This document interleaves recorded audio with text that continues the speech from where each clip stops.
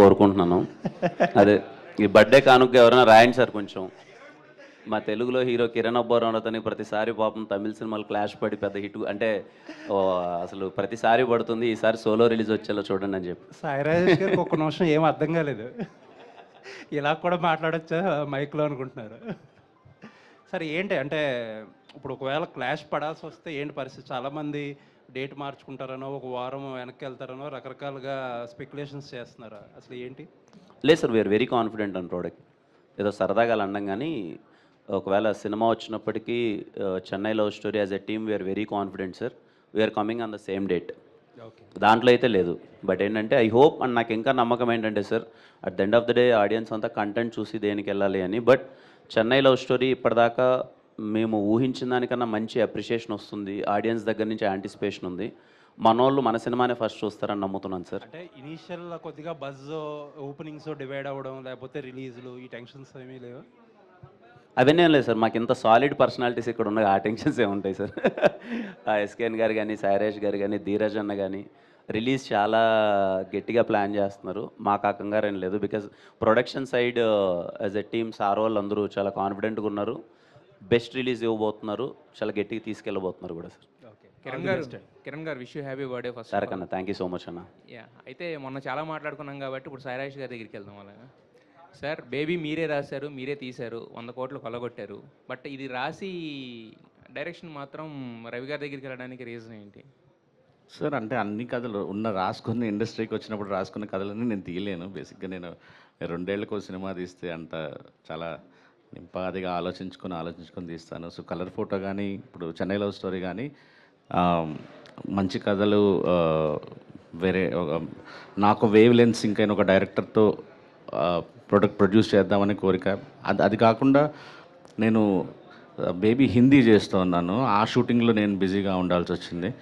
So Ravi నాకు baby తెలుగులో చాలా హెల్ప్ చేశాడు అన్నమాట. ఆ టైంలో ఇద్దరికి నాకు అర్థమైంది, ఇద్దరు మైండ్ సెట్ కానీ వర్క్ లెవెల్ కానీ ఇద్దరిది పర్ఫెక్ట్ సింక్ అని. సో అందుకే అంటే ఇది చెన్నై లవ్ స్టోరీ అని పెట్టారు, మొత్తం చెన్నైలో షూట్ చేశారు. ఇప్పుడు అదే బీచ్లో అదన్నీ ఇక్కడే కూడా ఉంటాయి కదా. అంటే చెన్నైని స్పెసిఫిక్గా పెట్టడానికి, చెన్నైలోనే షూట్ చేయడానికి ఏమైనా రీజన్ ఉందా? చెన్నైకి ఈ లవ్ స్టోరీకి ఏమైనా కనెక్షన్ ఉంటుందా? అది ఇక్కడ చేయడానికి కుదరదా తెలుగు స్టేట్స్లో? ఇది స్పాయిలర్ సార్, ఇప్పుడే చెప్పలేము. యాక్చువల్లీ ఖచ్చితంగా చెన్నైకి ఈ కథకి సంబంధం ఉంది. అందుకే చెన్నై లవ్ స్టోరీ అని పెట్టాల్సి వచ్చింది. Wish you all the best to the entire team. Thank you అండి. కిరణ్ గారు sir happy birthday sir. Thank you Anwar sir, thank you. అంటే ఇండస్ట్రీలో నాకు ప్లేస్ ఉంటుందా లేదా అన్న మీమాంస నుంచి మీ జర్నీ స్టార్ట్ అయింది. ఇప్పుడు కిరణ్ ఒప్పుకుంటాడా లేదా, కాల్ షీట్లు ఇస్తాడా లేదా అనేంత స్థాయికి వెళ్ళింది. ఈ గ్రోత్ నిజంగా గొప్ప విషయం. Thank you sir, thank you so much. హీరోగా ఎదిగారు, ప్రొడ్యూసర్ అయ్యారు, డైరెక్టర్ అవుతున్నారు. వాట్ నెక్స్ట్ అంటే ఏం చెప్తారు? ఏ లేదు సార్, ఇవి అన్నిట్లో మంచి అంటే at the end of the day మీరు అన్నట్టు సార్, వచ్చినప్పుడు ఒక ధైర్యంతో వస్తాం ఇక్కడికి. సరే కష్టపడితే నిలదొక్కోగలం, మంచిగా కష్టపడదామని నా ప్రయత్నం నేను చేశాను. అందరూ ఆదరించారు. I'm so happy sir. ఈరోజు ఈ స్థాయిలో ఉన్నందుకు చాలా ఆనందంగా ఉంటుంది. ఖచ్చితంగా ఒకటే ఆలోచన సార్, మంచి సినిమాలు చేయాలి. సినిమా అంటే పిచ్చి పట్టుకునింది. ఇక్కడే ఉంటున్నాం నిద్ర లేచినప్పటి నుంచి. తాపత్రయం అంతా మంచి సినిమా తీయాలి, మంచి సినిమాల్లో మనం పార్ట్ అవ్వాలని అంతే అన్వర్ సార్. ఏం అన్ని చేస్తారంటే దానికి ఆన్సర్ ఏం చెప్తారు? సార్ మీరు ఏం సంపాదించారు ఇండస్ట్రీకి వచ్చిన తర్వాత అంటే దానికి ఆన్సర్ ఏం చెప్తారు? So much of love sir. అంటే విత్ ఇన్ 5 years ఇంత లవ్ అన్నది నేను ముందు కళ్ళ కూడా అనుకోలేదు సార్. ఈవెన్ నా ఫస్ట్ 2 సినిమాలు అయిపోయినప్పటికీ 5 yearsలో ఇంత అప్రిషియేషన్ వస్తుందా అంటే, తిట్టారు, పొగిడారు, కొట్టారు, తన్నారు, అన్నీ అయ్యాయి. బట్ అదే అంటున్నాను sir, at the end of the day ఏదైనా కిరణ్ అబ్బవరం అనే పేరు గురించి సంబోధించడం, మాట్లాడడం, ఎక్కడో చోట డిస్కషన్ జరగడం అన్నది అదృష్టం అని భావిస్తాను సార్. ఇప్పుడు ఇంత మంచి లవ్ అప్రిషియేషన్ అందరి దగ్గర నుంచి రావడం అన్నదే యాజ్ ఆఫ్ నౌ అదే సాధించాననే ఫీలింగ్ సార్. ఎస్కేఎన్ గారు ఎందుకు ప్రతిసారి ఈ సినిమాని బేబీతో పోలుస్తున్నారు కదా, అదేమైనా ప్రెజర్ ఏమైనా ఫీల్ అవుతుంటారా? అంటే మీరే ఇది బేబీ కన్నా గొప్పది, ఇది బేబీ కన్నా గొప్ప సినిమా అని. అంటే బేబీ వచ్చే ముందు దాని పొటెన్షియాలిటీ అంటే ఎవరికి తెలియదు, కానీ వచ్చిన తర్వాత బేబీ ఏంటో నిరూపించుకుంది. మొదటి నుంచే బేబీ కన్నా పెద్దది, బేబీ కన్నా బిగ్గర్, బేబీ కన్నా 10 రెట్లు ఉంటుంది అని చెప్పుకుంటూ పోవడం వల్ల అది ఆడియన్స్ మీద ప్రెజరా లేదంటే మేకర్స్ మీద ప్రెజరా? ప్రెజర్ ఏం లేదండి. బేబీ ఒక టైప్ ఆఫ్ ఫిల్మ్, ఇది ఒక టైప్ ఆఫ్ ఫిల్మ్. అంటే రెండు కథాంశాలు వేరు, బట్ దేనికది స్ట్రైకింగ్గా ఉంటాయి. ఈ జోనర్, ఈ క్యాటర్ చేస్తున్న ఆడియన్స్ అందరికీ బలంగా హత్తుకుంటుంది ఈ సినిమా. ఆ కాన్ఫిడెన్స్ అయితే చాలా గట్టిగా ఉంది. రవి గారు, మీ ఎఫర్ట్స్ చూసానండి షూట్లో. All the very best. ఈ సినిమా మీకు పెద్ద బ్రేక్ ఇవ్వాలి. All the very best. Thank you so much sir. Thank you. Gowri గారు, హాయ్ అండి. ఒక కథలో హీరో అవ్వాలంటే పక్కన విలన్ ఉండాలి, ఒక మంచి ప్రేమికులు కావాలంటే పక్కన ప్రేమికురాలు సరైన విధంగా ఉండాలి. సో ఇద్దరు తీసిన అంటే స్టీవెన్ శంకర్ కావచ్చు, ఎస్కేఎన్, బేబీ లాంటి సినిమాలో హీరోయిన్ని ఒక రకమైన ట్రాన్స్లోకి తీసుకెళ్ళి ప్రేమ అంటే ఏంటో అనేది హీరోయిన్కి అంటే ఎలాంటి క్యారెక్టర్ ఉండాలి, హీరోయిన్ ఊరికే పాటల్లో కాకుండా ఒక మంచి లైన్ అనేది హీరోయిన్కి ఉంటుంది. సో ఈ సినిమాలో చెన్నై లవ్ స్టోరీలో మీ ప్రేమ పండాలంటే మీ క్యారెక్టర్ ఎలా ఉంటుంది, మీ పాత్రని చూసి అమ్మాయిలు ఎలా తీసుకుంటారు? ఖచ్చితంగా అండి. It's a very very different character. అంటే మీరు పోస్టర్లోనే చూస్తే మేకర్స్ ఫస్ట్ నా పేరు వేశారు. అంటే వాళ్ళు క్యారెక్టర్కి, కథకి వాళ్ళు ఇచ్చే ప్రాధాన్యం అది. And I want to take this opportunity to thank the makers, Kiran గారు అండ్ ద డైరెక్టర్ గారు, everybody for giving me this honour and the character. Definitely it's a very layered character అండి. అంటే ఇప్పటివరకు 4 పాటలు రిలీజ్ అయ్యాయి. ఏ పాటలో కూడా నేను ఒకలాగా ఉండను. అంటే గుర్తుందా పాటలో ఒకలాగా ఉంటాను, వదలనే పాటలో ఇంకోలా ఉంటాను, హోయిలా హోయిలా పాటలో ఇంకోలా ఉంటాను, అండ్ జిగితారా it's totally different. So definitely ఇప్పుడైతే నేను ఎక్కువగా చెప్పలేను క్యారెక్టర్ గురించి, బట్ ఒక ప్రేమ కథ ఇద్దరి మీద ఖచ్చితంగా నడవాలి. అబ్బాయికి ఎంత ప్రాధాన్యత ఉండాలో అమ్మాయి కూడా అంతే ఉండాలి.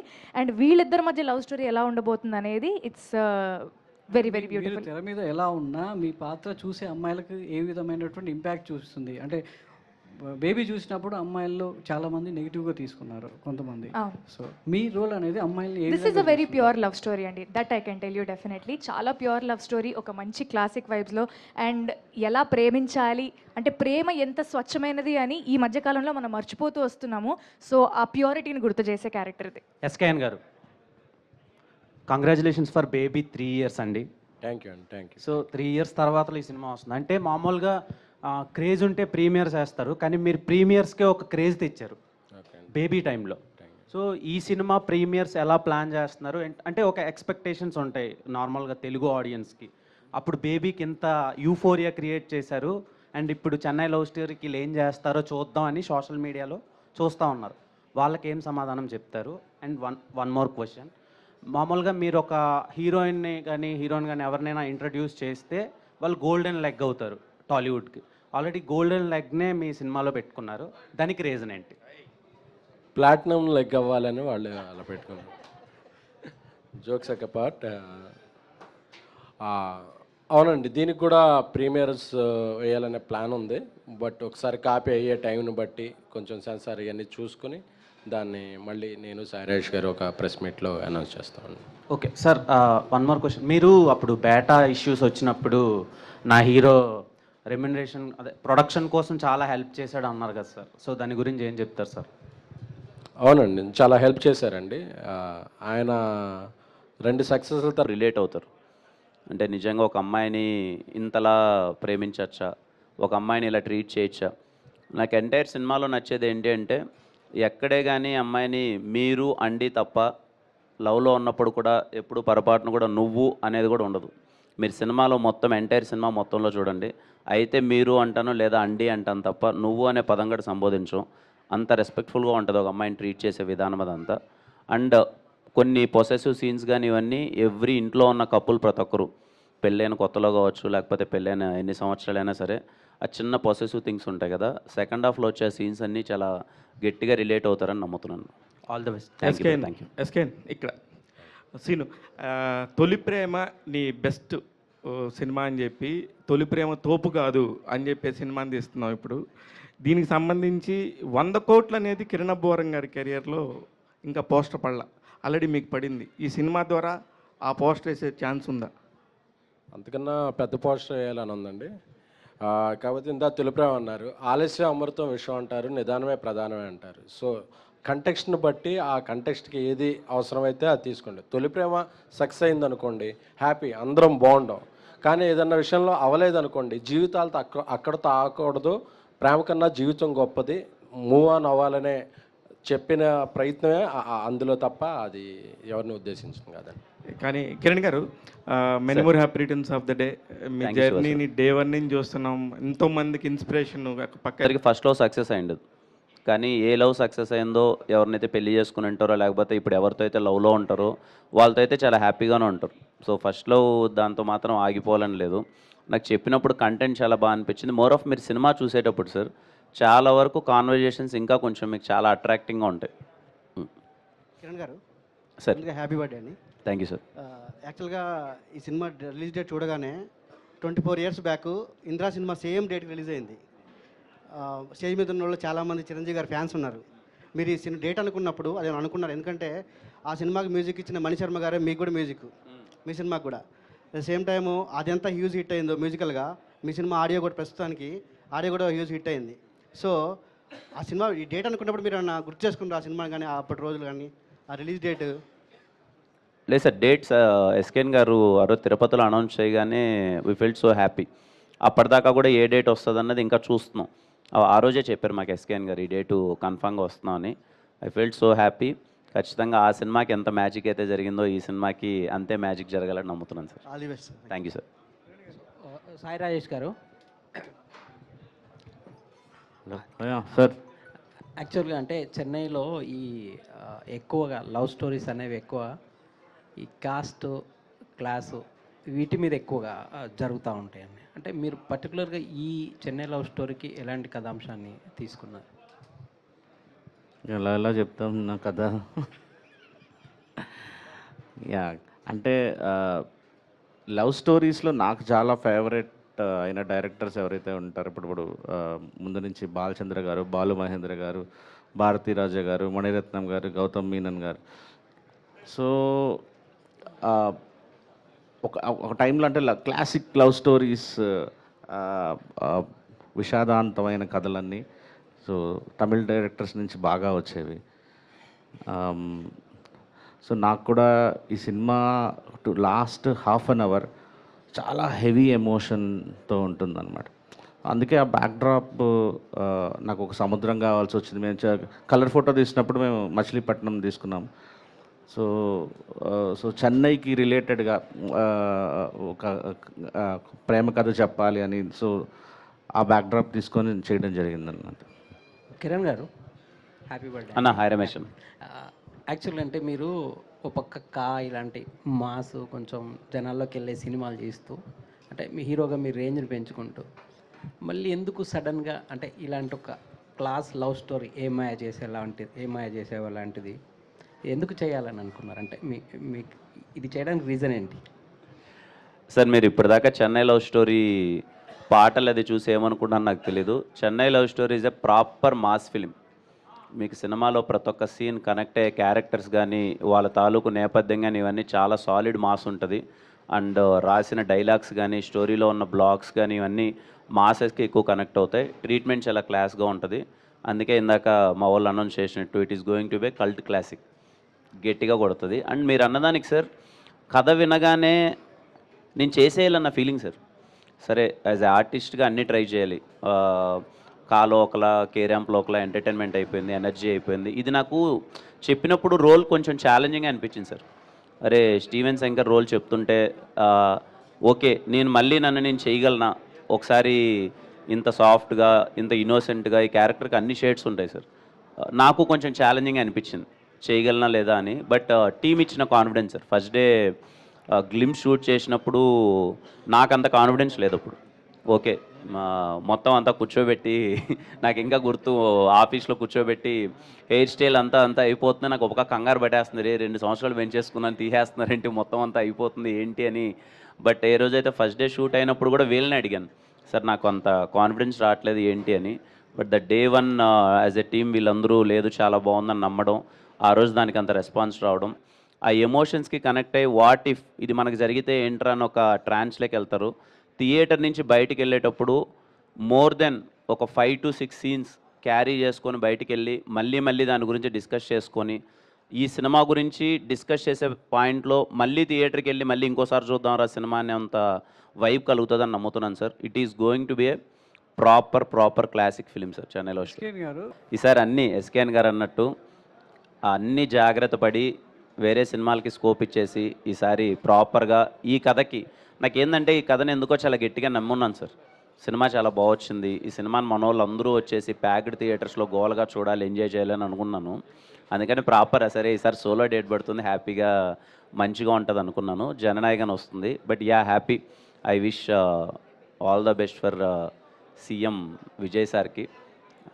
అంటే ఖచ్చితంగా ఆయనది అందరికీ ఉంటుంది, లాస్ట్ ఫిలిం కదా, చూడాలి అది అని. బట్ నాకేంటంటే నా సినిమా ఉంది కదా, ఈ డేట్ రాక ఇంకో డేట్ వచ్చింటే బాగుండు కదా అనే థింగ్ ఉంటుంది. బట్ వచ్చినప్పుడు ఏం చేయలేం సార్, ఏ సినిమా ఆ సినిమానే. We are very confident about our film. కానీ నేను చూద్దాం. కిరణ్ గారు, నాకు మొన్న అనుకోకుండా ఒక ఇన్సిడెంట్ అనిపించింది.